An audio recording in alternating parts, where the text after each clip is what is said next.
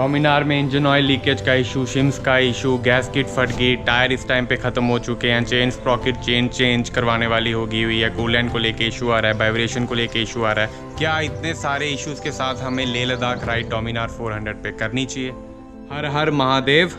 4 धाम यात्रा हमारी कंप्लीट हो चुकी है।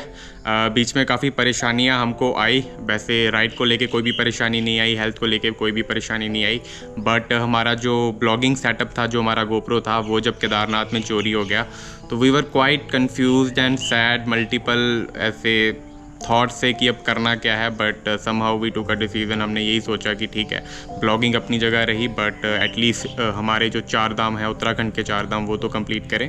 देन वो कंप्लीट करके it's been 3 days that we are home and now rest कर ली, सब कुछ ठीक है। हमारा जो सामान है, जितना भी गोप्रो वगैरह या फिर जितनी भी उसकी एसेसरीज़ हैं, सबकी सब हमने मंगवा ली हुई हैं। 1-2 चीज़ रह गई हुई है, कल इवनिंग तक, आफ्टरनून तक माइट भी वो आ जाएगा। इट्स हाई टाइम कि हम अब जो है हमारी अगली राइड निकलें उस पर। तो काफ़ी ज़्यादा हम लोग विचार परामर्श करने के बाद पहले तो हम लोग ये सोच रहे थे कि नॉर्थ ईस्ट जाएँ या फिर हमारा फेस 2 जो है जम्मू टू गुजरात वाला वो करें, या फिर K2 राइड करें, या फिर जो हमारी यात्राएँ हैं वही यात्राएँ जितनी भी हैं वो करें। पहले तो मैं सोच रहा था अगर गोप्रो हमारा चोरी नहीं होता, देन 4 धाम कंप्लीट होने के बाद हमने जो है 5 केदार करने थे, क्योंकि केदार जो हैं वो 5 हैं।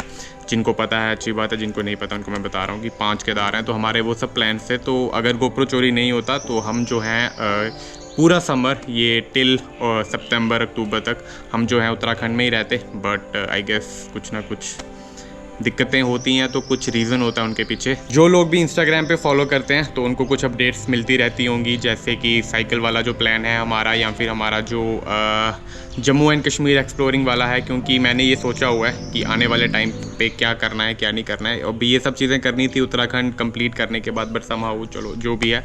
तो साइकिल से पहले अभी हमारे पास, जब तक हमारे पास डोमिनार है, तो एक डिसीज़न लेना था कि अब कौन सी राइड करें। तो वो हमने लिया फाइनली लेह लद्दाख राइड का। और लेह लद्दाख में आपको बता दूं कि पहले मैं 5 बार लेह लद्दाख हो आया हूँ।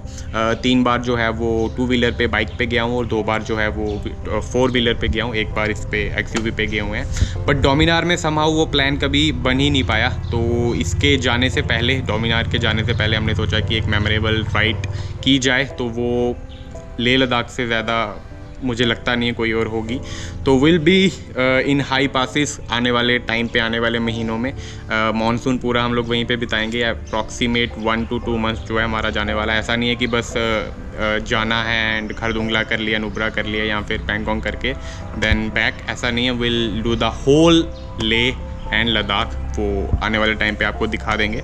एंड गोप्रो का मैं आपको बता दूं गैस कि गोप्रो जो है वो सिर्फ गोप्रो चोरी नहीं हुआ था। गोप्रो के साथ काफ़ी सारी चीज़ें थी, जिन्होंने पिछले वाले ब्लॉग देखे होंगे। 4 धाम का जो लास्ट ब्लॉग था उसमें मैंने बताया था।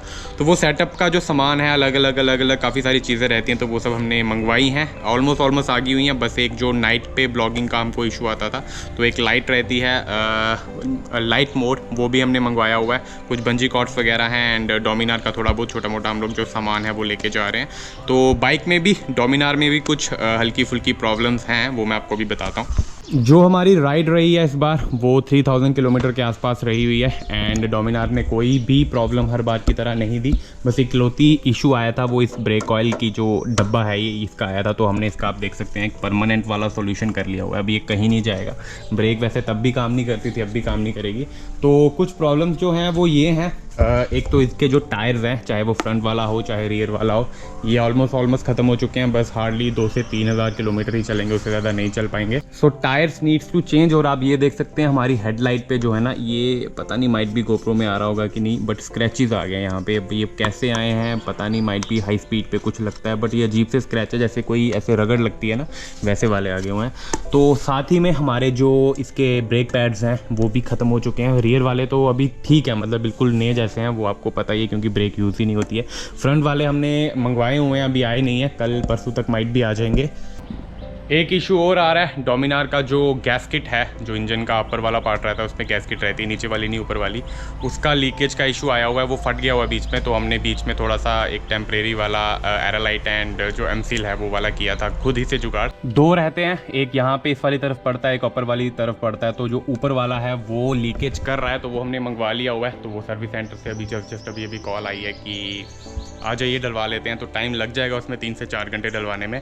मैंने तो सोचा था कि जिस टाइम पे हम लोग सर्विस करवाएंगे एंड जिस टाइम पे हमारे जो ब्रेक पैड्स वगैरह हैं वो करवाएंगे, उस टाइम पे गैस्किट का काम करवा लेंगे। बट मुझे लगता है कि करवा लेना चाहिए अभी। इंजन के उस वाली तरफ जो लीकेज थी वो तो हमने ठीक कर ली हुई है, बट गैस्केट की लीकेज जो है वो अभी भी रहती है, वो इलाज नहीं हो पाया। एंड ये वाला जो पोर्शन है ना, यहाँ पे गैस्केट लगा हुआ है, यहाँ से लीकेज हो रही है। बाकी सारा हमने चेक कर लिया, 2 जगह से होएगा, एक यहाँ से पड़ेगा, 2 गैस्केट होते हैं, ठीक है। एक ये वाला लगा हुआ है, एक ये ऊपर वाली तरफ लगा हुआ है। अब जब चेंज होंगे तो हम लोग दोनों के दोनों ही करवा लेंगे। सबसे ज़्यादा इशू पता क्या आता है, इसको ओपन करवाना एक तो मतलब 1 से 2 दिन जाता है।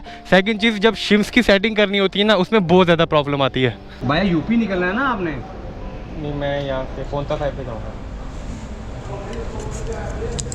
चंडीगढ़ से। तो चंडीगढ़ में एक बार चेकअप करवा लेना गाड़ी का।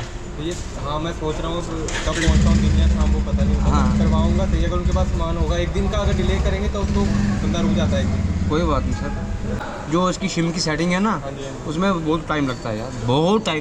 दूसरा हमारे पास उसका शिम पूरी प्रॉपर होती है, गैस्केट खोलेंगे तब भी शिम सेटिंग करनी शिम सेटिंग करनी पड़ेगी उनको।